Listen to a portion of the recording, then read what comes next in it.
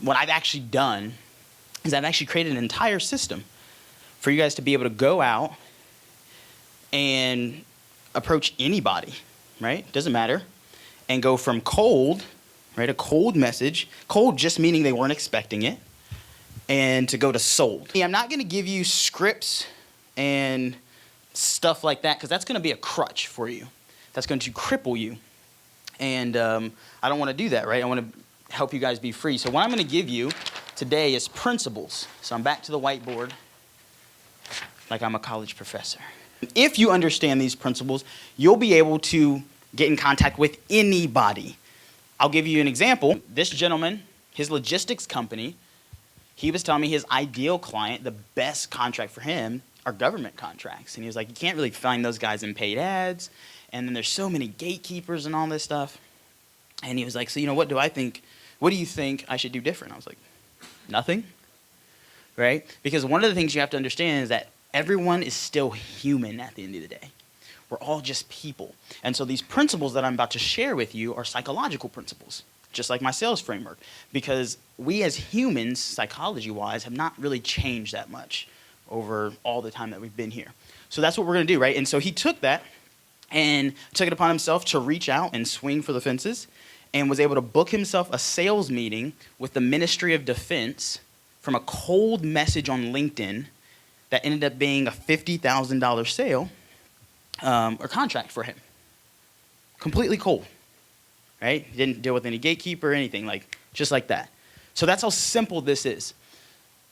But in order to do that, we have to understand the right way to do it, because how many of you get cold messages from people, right? You got Facebook, Instagram, LinkedIn. Yeah, we all do.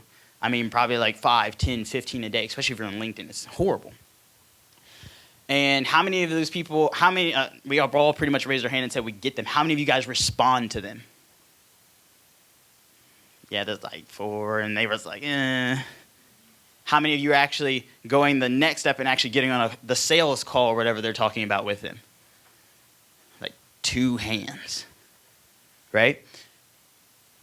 It's not that that person's bad, or that maybe you don't even have an interest or the pain that you can solve for them. It's that they went about it the wrong way.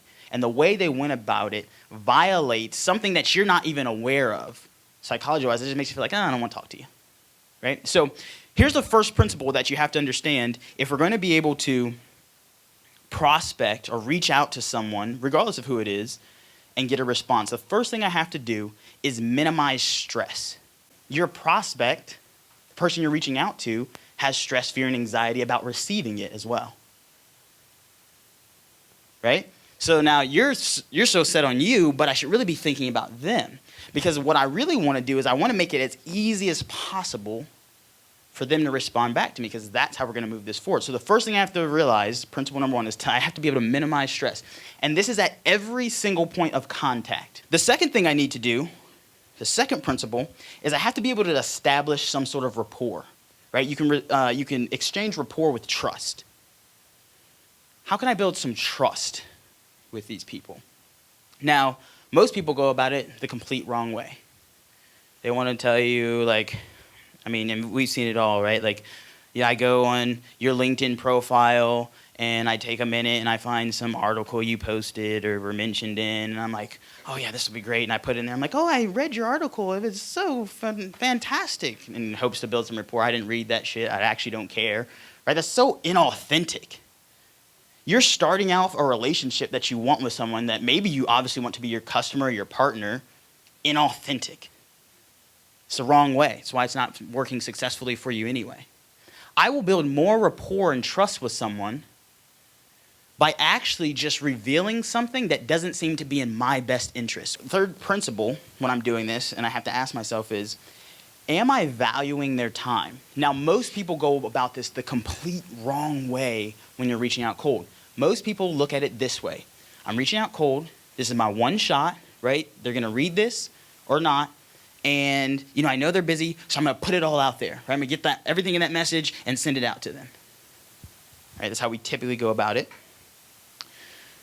The issue with that is, if my mama sends me a text message that's long as fuck, I don't want to read it. Right? Spouse, girl, I mean, right? You could go down the list. You ever just like get a text message and you're like, oh, text message, like endorphin release. And you like open it up and you're like, what the like, how dare you send me this much like text for me to read? Like, this is now a chore, right? And you don't really understand the feeling, but you just feel like it's disrespectful almost. Like, what? Like, how dare you? Am I right or wrong? Yeah, like, why would you send me this? Like, you really expect me to read that, right? So we have to value their time, not by, hey, this is my one chance sending it all out there, but by being brief. Every single message I have, is it short, simple, to the point? Short, simple, to the point. Is it just brief? That's the third principle. And our last principle, and this is the biggest one. Honestly, if there was only one I could teach you, it would be this one right here, this last one. Hand over control. I want to hand over control of where this is going to the prospect. That's really simple to do. Ending in a question gives back control. Now that I think I've driven home the point of like how just like we understand how important these principles are, right? So here's what I would do instead. Yo, what's up, Mo? I'm curious about something, man. But to be honest with you, I don't know if it makes sense for us to talk. So I'll tell you why I reached out, and then you can decide whether it makes sense or not. Is that fair? Right? Right. You're like, yeah, that's fair, right? It's a short message, minimizes the stress. It's short even to read. The commitment level that I asked for you is nothing to give me a yes or no. We're not at the established rapport part really yet. I value your time, but I handed back over control.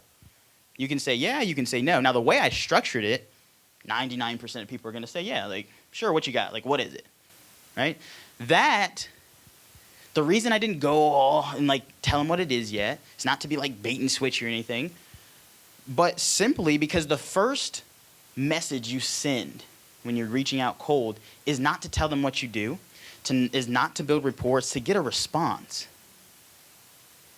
It's to engage in conversation. We seem to believe for some reason that when I'm online, the rules of society no longer exist, right? You wouldn't walk up to someone cold or go into a business owner and read that message that said, hey, I'm Elijah, and we're in a Facebook group together. Like, if someone did that to you cold, you'd be like, whoa, this motherfucker is, right? You wouldn't do that, right? It doesn't make any sense. Even if that's your intention is to share, how you think you can help them, whatever it may be, you would engage in a conversation. Similar to how I just did with Mo, right? Does that make sense?